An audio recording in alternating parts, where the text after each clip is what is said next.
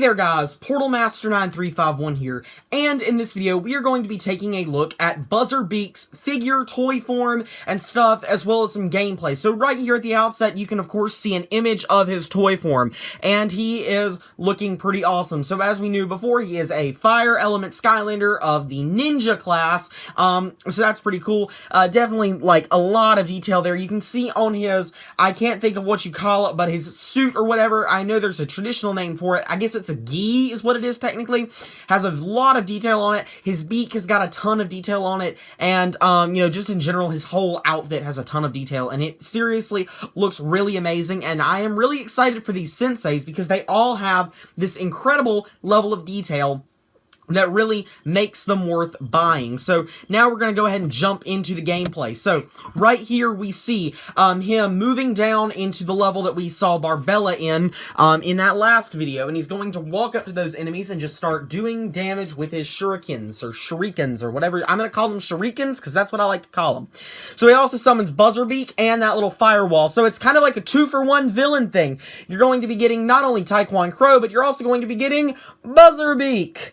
So we're going to slide down that chain right here, and I'll talk a little bit more about his attacks and his abilities. So he's going to hop down here into kind of like a wave of enemies. We can see the grenades and those other enemies that we don't know the names of yet. And he starts summoning Buzzerbeak, and Buzzerbeak is pretty much just kind of running around and doing damage. So it's not like he's kamikaze-ing or anything, but rather he's kind of turning opposite the direction of the enemies and just twirling his blades and doing damage. We can also see there that fire is being created by sort of a roundhouse kick ability. He's going to do it right here, I believe. Yeah, right there. And it's sort of like a half spin move that he does, and he creates this firewall, not unlike that of blast zones. So that's pretty much it for his basic attacks, but he definitely has a lot of upgradable abilities that I'll talk about in a minute. And some of them look really, really cool. So he's just going to continue to dispatch these guys. And here in a second, I believe we're going to switch over to another level. Yes, here we go. So this is a fiery looking level, and we can see new enemies over there. And right there, that's what I'm talking about. That is the gigantic Buzzerbeak that he's able to summon. He sort of has to do a charge attack that may or may not be his Sky Chi move. We do not know that as of right now, but either way, it is a huge and powerful thing. We can see here that there are splatter pillars as well as some other enemies just from all different types of levels. And I'm going to talk more about this in an upcoming video, but I am relatively sure that that is a fire level for fire senseis. That had sort of been teased that there would be levels for certain elements, and I kind of think that's what that is, and I'll talk more about that later. But for now, we're in that gong battle that Barbella was in that other video, and he's pretty much just using all his attacks, just unloading them all on these enemies, and he's basically just causing complete and total carnage. So looks pretty nice, and once again, he gets a ton of loot, which is XP and gold, not just gold. We see another area in that fire zone, and now he's got a frost cannon or a freeze ray or whatever, and he's basically having to walk over to these things, and it does deal damage, by the way, and destroy items. We can see that, and it essentially switches the state of those platforms, so he can turn them on and he can turn them off with this freeze ray, and so that's actually pretty cool given that it's a fire level. I really like that. We can see also some new enemies that we haven't seen before right here in a new area in that fire zone that we hadn't seen before. And I mean, like, this is seriously just tons and tons of fire pretty much everywhere, and yeah, it's pretty cool. So we're gonna keep on going. Alright, and we are back now on a ship, and he is collecting gold and stuff, and he's hopping down, and he's in a new sort of little fighting arena type thing. We can see down at the corners that there are actually explosives. You can see that TNT, and it is going to explode shortly. Yes, there it goes, right there. Buzzerbeak is actually targeting those as well. Not right now. There he goes. He's targeting it now. So, yeah, Buzzerbeak just kind of runs around and attacks really whatever he can. Now, we see that Viking has a spin move, and that other Viking-looking thing is like some sort of a spellcaster type thing.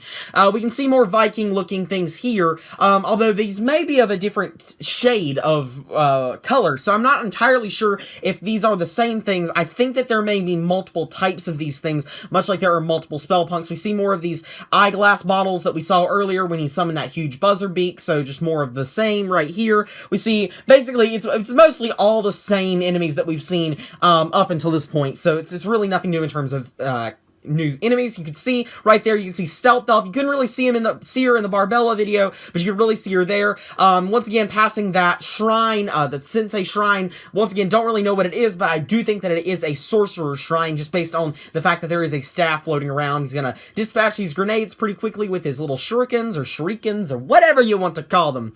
Of course, rolls that platform back, collects all that gold, and heads back into the fire level. Once again, taking on all of these enemies, and, I mean, seriously, he can just, I mean, he's a ranged character, but he definitely pays homage to the fact that he used to be a melee character, because he can get in there and contend, with his roundhouse kicks. And I would imagine that there will be two paths, one focusing on the shurikens, and the other ones will focus on his buzzer beak and his, what are they? Roundhouse kicks. I imagine that those will be the upgrade paths, and the soul gem may actually even have something to do with his, roundhouse kick. So, that's just kind of something I'm theorizing as of right now. And you will actually get to see in just a second an upgraded version of him right here. So right here, he's actually sending out multiple shurikens. And so he sends out 3, and he can do a charge attack to do 5 at a time. And he can also, I think he does it here in a second. Yeah, here we go. And he charges up, and he releases those 2 double huge shurikens, which go down and come back up. So